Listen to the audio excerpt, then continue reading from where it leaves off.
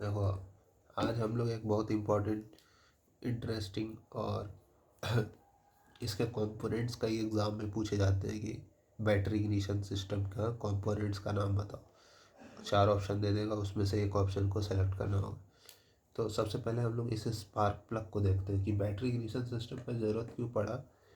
वो इसलिए पड़ा क्योंकि यहाँ पे देखो, स्पार्क प्लग का कुछ स्ट्रक्चर ऐसा होता है कि कुछ ऐसे होता है, और ये जो गैप होता है काफ़ी कम होता है। ठीक है,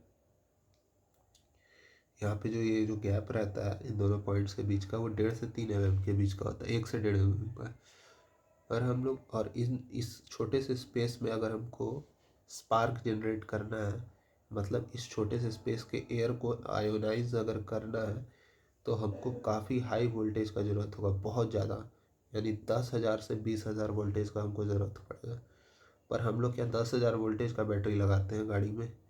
हर गाड़ी में जो बैटरी लगता है हमारे बाइक्स में, वो तो 12 से 24 या ज़्यादा से ज़्यादा 30 वोल्ट का रहेगा।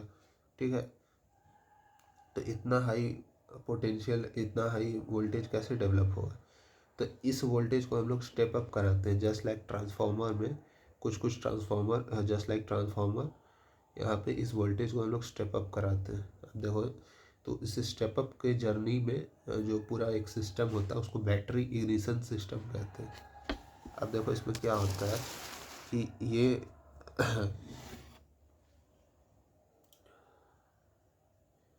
हाँ, ये अर्थिंग है यहाँ से। ठीक है, ये बैटरी है 12 से 24 वोल्ट का। ये इग्निशन स्विच है, जब इसे कनेक्ट कर देंगे तो यहाँ से करंट फ्लो करना चालू करेगा। और ये बैलास्ट रजिस्टर है। बैलास्ट रजिस्टर क्या होता है कि अगर हमको सिस्टम में करंट को रेगुलेट करना है, तो उसके लिए हम लोग जो है ये बैलास्ट रजिस्टर का यूज़ करते हैं, ताकि जो है मिनिमम ज़्यादा वो ये जो यहाँ से प्राइमरी करंट होता है उसको ये रेगुलेट करता है, ताकि ये जो ब्रेकर कॉन्टैक्ट पॉइंट आगे चल के इसको देखेंगे, इसका लाइफ इंक्रीज हो सके। ठीक है, तो देखेंगे धीरे धीरे। तो ये सिंपली एक वाइंडिंग है। ठीक है, वाइंडिंग के फॉर्म में ये रेजिस्टेंस है। और ये हमारा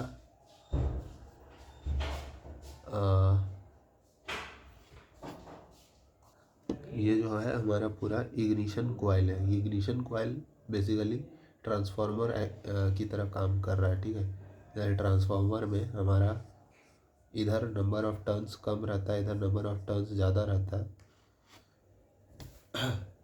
स्टेप अप करना होता है ना हम लोग को, या स्टेप डाउन करना पड़ता है, जैसा हमको करना पड़ता है उस हिसाब से हम लोग नंबर ऑफ टर्न्स देते हैं ट्रांसफार्मर में।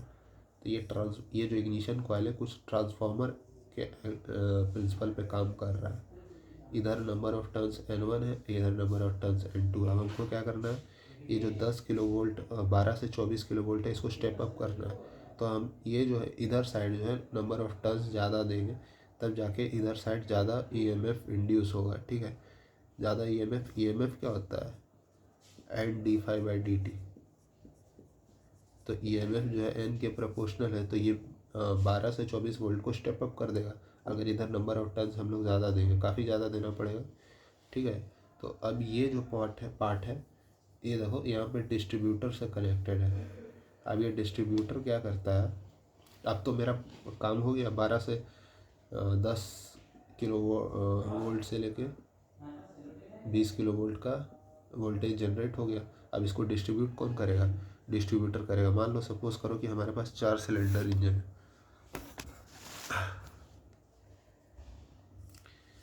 4 सिलेंडर इंजन है, तो ऐसा थोड़ी है कि हम लोग इन चारों सिलेंडर्स के लिए अलग अलग बैटरी इग्निशन सिस्टम लगाएंगे। हम लोग एक ही बैटरी इग्निशन सिस्टम लगाएंगे और उसको डिस्ट्रीब्यूट कर देंगे चारों सिलेंडर को। ठीक है, जो भी मेरा वोल्टेज एक जगह डेवलप हुआ उसको हम लोग चारों सिलेंडर में जा कर के डिस्ट्रीब्यूट कर देंगे। ठीक है, by the help of spark plug उतना वोल्टेज वो जनरेट करके वो कंबशन हो जाएगा वहाँ पे। ठीक है, तो ये बैलास्ट रजिस्टर क्या है, ये यहाँ पे ऐसे है, कुछ इस तरह का स्ट्रक्चर होता है। ये रोटेट करता है और यहाँ पे ये चारों सिलेंडर कनेक्टेड है। ये चारों सिलेंडर में मेरा ये चारों सिलेंडर में मेरा जो है करंट को या वोल्टेज को डिस्ट्रीब्यूट कर देता है। और ठीक है, तो ये ठीक था।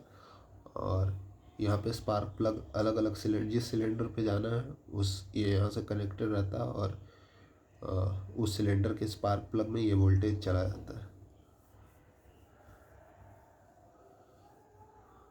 ठीक है, अब देखो यहाँ पर एक चीज़ और है, ये ब्रेकर पॉइंट। ठीक है,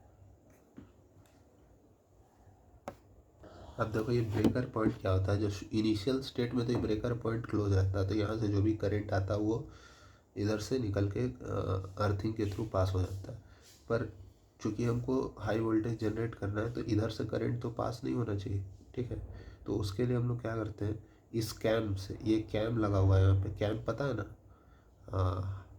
टॉम पढ़े हो ना, तो वहाँ पे ये कैम के मदद से हम लोग इस ब्रेकर पॉइंट को डिस्कनेक्ट कर देते हैं। अब इस ब्रेकर पॉइंट को डिस्कनेक्ट करने से दिक्कत ये है कि छोटे से गैप में डिस्कनेक्ट करने से बहुत हेवी स्पार्क डेवलप होगा। तो उसको कंपनसेट करने के लिए हम लोग यहाँ कैपेसिटर लगा लिए कि जो भी एनर्जी प्रोड्यूस होगा ये कैपेसिटर स्टोर कर करके रखेगा। तो ये था बैटरी इग्निशन सिस्टम। ठीक है, इसके कंपोनेंट्स याद रहने चाहिए। कई कॉम्पिटिटिव एग्ज़ाम में, जेई वगैरह में, ऐसे स्टेट लेवल के जो एग्ज़ाम है उसमें बैटरी इग्निशन सिस्टम के कंपोनेंट्स पूछे जाते हैं। इंटरव्यूज़ के लिए तो इम्पोर्टेंट है ही। और बस यही था। और एक और सिस्टम है मैग्नेटो इग्निशन सिस्टम। अब ये देखो, ये है मैग्नेटो इग्निशन सिस्टम। काम वही है, बस तरीका थोड़ा सा बदल दिया गया। यहाँ पे भी स्टेप अप करना है हमको, लेकिन यहाँ पर क्या किया गया है कि यहाँ बैटरी को रिप्लेस कर दिया गया है एक मैग्नेट से। ठीक है, अब क्या है कि ये मैग्नेट जो है ये रोटेट कर रहा है, जैसे इंजन रोटेट करेगा ये मैग्नेट भी रोटेट करेगा, जिसके वजह से ये फ्लक्स जनरेट करेगा। फील्ड लाइंस कुछ ऐसे ऐसे होगा तो इसको कट करेगा। वो इलेक्ट्रिकल का पार्ट है, थोड़ा सा उतना डेप्थ में नहीं जाएंगे। तो ये फील्ड लाइंस को कट करने की वजह से ये फ्लक्स जनरेट होगा, और फ्लक्स की वजह से ईएमएफ जनरेट होगा। तो और हम लोग को पता है ई बराबर होता है B V L sine theta. ठीक है, तो बेसिकली सारी चीज़ें वही हैं, बस बैटरी इज़ रिप्लेस्ड। ठीक है, बैटरी को हटा दिया गया। तो अब ईएमएफ होता है B V L sine theta, और एक और फॉर्मूला होता है, इलेक्ट्रिकल का पार्ट है, बस फॉर्मूला देख लो, फाई इंटू स्पीड। जितना ज़्यादा स्पीड उतना ज़्यादा ईएमएफ। तो ये जितना तेज़ी से इंजन रोटेट करेगा उतना ज़्यादा ये ईएमएफ, प्राइमरी ईएमएफ प्रोड्यूस करके देगा। ठीक है, तो अब उसको ये स्टेप अप करके सेकेंडरी ईएमएफ में कन्वर्ट कर देगा, और डिस्ट्रीब्यूटर के थ्रू ये जितने सिलेंडर्स है उतने में ये चला जाएगा। तो स्पार्क प्लग, ठीक है, डिस्ट्रीब्यूटर के थ्रू।